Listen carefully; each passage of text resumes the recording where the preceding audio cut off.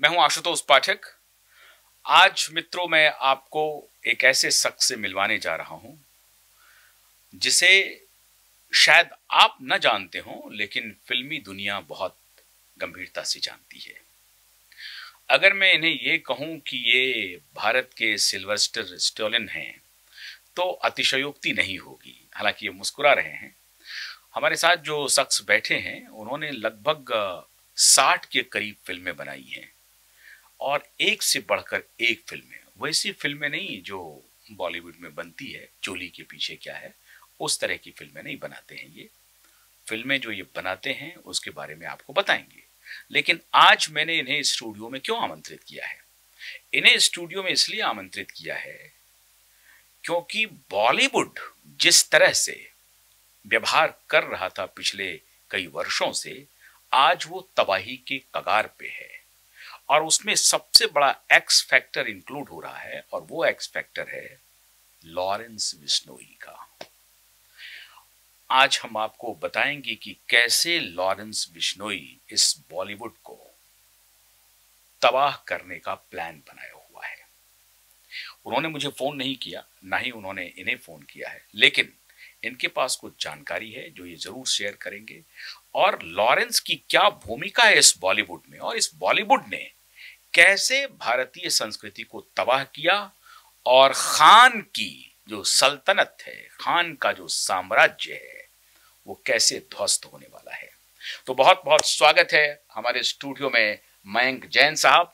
मयंक जैन साहब न सिर्फ फिल्म मेकर हैं, प्रोड्यूसर हैं, डायरेक्टर हैं, स्क्रिप्ट राइटर हैं, इसके अलावा इनकी एक बहुत बड़ी पहचान है कि हमारे देश के प्रधानमंत्री नरेंद्र दामोदर दास मोदी के साथ इनका बड़ा लंबा रिश्ता रहा है। उस पर भी हल्की बातचीत करेंगे। बहुत स्वागत है मयंक जैन साहब आपका। मयंक जी, शुरुआत करें, बातचीत शुरू करें। मयंक जी, मैं ये जानना चाहता हूं आपसे कि ये जो बॉलीवुड है, इसका जो खेल चल रहा है, अभी आपने देखा कि दिशा और सुशांत की हत्या के बाद 2020 के बाद बॉलीवुड ऑलमोस्ट ध्वस्त सा हो रहा है। इसको किस रूप में देखते हैं? या ये बॉलीवुड को ध्वस्त होना ही था, इसका कुछ इतिहास है ऐसा, या ये जो नया इंट्रेंट जो हो रहा है लॉरेंस बिश्नोई का, इससे कुछ लग रहा है कि कुछ हलचल हो रही है? देखिए, पहले बॉलीवुड क्यों ऐसा है, क्यों उसकी विचारधारा जो है वो हमारे देश की मिट्टी की खुशबू से अलग है, क्या उसके पीछे कॉन्स्पिरेसीज थी और क्या उसके पीछे आइडियोलॉजिकल रीजंस हैं, विचारधारा का क्या रीजन है, उसको हमें समझना पड़ेगा। ये आज़ादी से पहले की बात है, जब इस्लामिक जो पॉपुलेशन थी वो इंडिया की, अनपार्टीशन इंडिया में बहुत ज़्यादा थी, और जो कम्युनिस्ट थे जिसमें हिंदू साउंडिंग नेम्स थे, उन कम्युनिस्ट के अधिकांश लोगों के, कुछ मुस्लिम साउंडिंग नेम्स थे। हाँ, जैसे सीताराम येचुरी, तो वो कोई सीताराम का भक्त थोड़ी था। वो उनका नाम ऐसा होता है क्योंकि वो हिंदू परिवार में पैदा हुए थे, लेकिन कम्युनिस्ट जो होते हैं उनके अंदर गहन हिंदू विद्वेष होता है। अच्छा। इसीलिए वो कम्युनिस्ट बनते हैं। अच्छा। और उनकी अलायंस हमेशा से इस्लामिज्म के साथ रही है। अच्छा। तो इसलिए जो गंगाधर अधिकारी थे बंगाल के, जो कम्युनिस्ट पार्टी के बहुत इंपॉर्टेंट आइडियोलॉग थे, गंगाधर अधिकारी, तो उनकी जो अधिकारी थीसिस थी उसके आधार पर ही भारत का पार्टीशन हुआ था। अधिकारी थीसिस? हाँ, अधिकारी थीसिस जो है, जो गंगाधर अधिकारी की, वो बहुत फेमस थीसिस है और उसमें उन्होंने बताया था कि ये अलग होने चाहिए, जो एक Muslim country should be created. तो जो एक सेपरेटिस्ट रोल है और इन फेवर ऑफ इस्लाम, वो हमेशा से कम्युनिस्ट का रहा है। और बड़े अचरज की बात है कि जहां भी कम्युनिस्ट सत्ता में आए, जैसे चाइना में सत्ता में है कम्युनिस्ट, तो वहां पर उन्होंने दुर्गति की हुई है वीगर मुस्लिम्स की।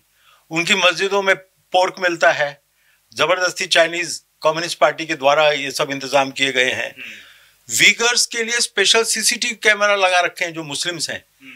उन सीसीटीवी से उनके फीचर्स के हिसाब से पता चलता है वीगर्स का क्या मूवमेंट हो रहा है, क्योंकि सब एआई है वहां पे चाइना में। और उनको फोर्स लेबर कैंप्स में, उनको आदमियों को सबको निकालकर उनके घरों से फोर्स लेबर कैंप्स में डाल रखा है।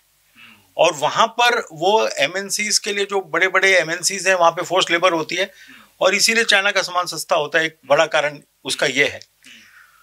तो जिन कम्युनिस्टों ने भारत के टुकड़े इस्लाम के आधार पे भारत का टुकड़े करने में भारत इस्लामिक कम्युनिटी की मदद की, उनका बहुत बुरा हाल हुआ पाकिस्तान में, जब वो कम्युनिस्ट पार्टी वहां पे जो पाकिस्तान की रह गई, या बांग्लादेश में जो सेकुलरिस्ट, आप देखिए ये लेफ्टिस्ट ही तो है ये तस्लीमा नासरीन, इसको भागना पड़ा वहां से।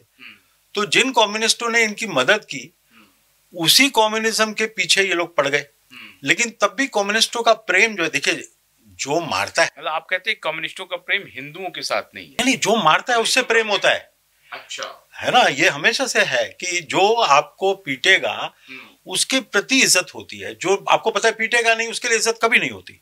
अच्छा, तो ये वो है ना, जब वो चाइनीज भय बिन प्रीत न हो तो गोसाई, तो वही है। तो वो चाइनीज पीटते हैं तो चाइनीज के प्रति आदर हो जाता है, इज्जत, आदर रहता है, और बांग्लादेशियों की भी इज्जत है। हाँ, और चूंकि भारतीय नहीं पीटते हैं तो उनको कोई इज्जत। हाँ, अहिंसा वाले लोग हैं। अच्छा, इनमें कोई दम नहीं है। मैं दर्शकों को ये बताना चाहता हूं कि आज की बातचीत आपको पूरी सुननी है, बहुत महत्वपूर्ण, दार्शनिक भी होगी। लेकिन बॉलीवुड पर अभी आ रहे हैं मयंक जी ने हाल ही में जो एक मूवी बनाई है, उसके डिस्क्रिप्शन में अभी आपको अपने कमेंट बॉक्स में भी डालूंगा, और आपसे जरूर देखिए, crimson crescent the last quarter. बहुत ही फेमस फिल्म है और बहुत जबरदस्त ट्रेल कर रहा है, इवन पूरी दुनिया में, अमेरिका में, यूरोप में काफी देखा जा रहा है। वो यूट्यूब पर अवेलेबल है, मैं आपका लिंक मैं आपको आपके साथ शेयर करूंगा, crimson crescent the last quarter, जरूर देखिए आप। लेकिन अब ये जो कम्युनिस्ट का आपने कहा, कम्युनिस्ट का और फिर बॉलीवुड का क्या रिश्ता है, और फिर उससे अभी लॉरेंस तक क्या आ रहा है, ये थोड़ा हमारे दर्शकों को बताइए। देखिए 1940 से कम्युनिस्टों ने बड़ी जबरदस्त तरीके से प्रभाव हिंदी सिनेमा पे कर लिया था। इप्टा नाम की इनकी ऑर्गेनाइजेशन थी, इंडियन पीपल्स थिएटर एसोसिएशन। जहां भी पीपल्स होगा ना, वहां कम्युनिस्ट होते हैं। और जहां पीपल, जवाहरलाल नेहरू विश्वविद्यालय में इप्टा को बड़ा देखता था, जहां पीपल होते हैं, PEOPLE पीपल, तो वहां पे हमेशा एंटी पीपल वर्क होता है। और वो सारा जो एंटी पीपल वर्क है, तो ये जहां भी अभी फॉर्मूला देख लीजिए, दुनिया में जहां भी ये लोग पीपल के नाम पर अगर होगा तो एंटी पीपल काम होगा। अच्छा, तो ये कम्युनिस्टों का हमेशा से जो ये सब सीताराम गोयल ने बहुत अच्छी तरह डिफाइन किया हुआ है अपनी किताबों में। अच्छा, वॉइस ऑफ इंडिया की किताबें पढ़कर हम सीखे कम्युनिज्म क्या है। हम तो बहुत अट्रैक्टेड थे कम्युनिज्म से बचपन में। अच्छा, हमको लगता था कि को लेकर, हाँ, हमको लगता था कि ये गरीबी खत्म होनी चाहिए, और ये अगर कम्युनिस्ट कर रहे हैं तो बहुत बड़ी बात है। लेकिन जब बाद में पता चला कि कम्युनिस्ट कंट्रीज में एलिट है अलग, जो कम्युनिस्ट पार्टी का मेंबर है वो एलिट है, वो न्यू एलिट है, और जो वर्किंग क्लास है उसकी हालत वही की वही है। और बल्कि तो मोह भंग हो गया, और फिर उसकी डेवलपमेंट का भी कोई चांस नहीं था। और अगर वो कुछ बोले या प्रोटेस्ट करे तो उसको गुलाग्स में भेज देंगे, उसके साथ टॉर्चर होगा। तो जब अलेक्जेंडर सोल्जेनिसिन पढ़ा, तब पता चला कि ये कम्युनिज्म तो बहुत ज्यादा बदमाशी और बहुत ज्यादा इसके अंदर वायलेंस, और कोई डिफरेंस नहीं है। जो ये आइडियोलॉजीज है ना, जो टॉलरेंट नहीं है, जो दूसरे के विचार को गलत मानती हैं और ये मानती हैं कि हमारा ही विचार ठीक है। जैसे जिहादिज्म का जो विचार है, उसमें वो ये मानते हैं कि उनको ही अधिकार है। तो जिहादिज्म और ये जो कम्युनिज्म है, ये बहुत क्लोज है, एक अलायंस है, इनकी अलायंस है, क्योंकि काफी सिमिलर वे ऑफ थिंकिंग है। लेकिन जब सत्ता में आ जाता है इस्लाम तो या कम्युनिज्म, तो वो एक दूसरे को मारते हैं। ये सिर्फ जहां पर हिंदू हैं वहां पर हिंदूज को खत्म करने के लिए एक अलायंस करते हैं। तो ये फिर अब मुंबई पे, बॉलीवुड पे आते हैं सर। 46, हाँ, 1940 के दशक में इप्टा, हमने पीपल्स वाली बात जो की थी, इंडियन पीपल्स थिएटर एसोसिएशन, अब इसमें बलराज साहनी, कैफी आजमी, ख्वाजा अहमद अब्बास, ये सब लेखक थे।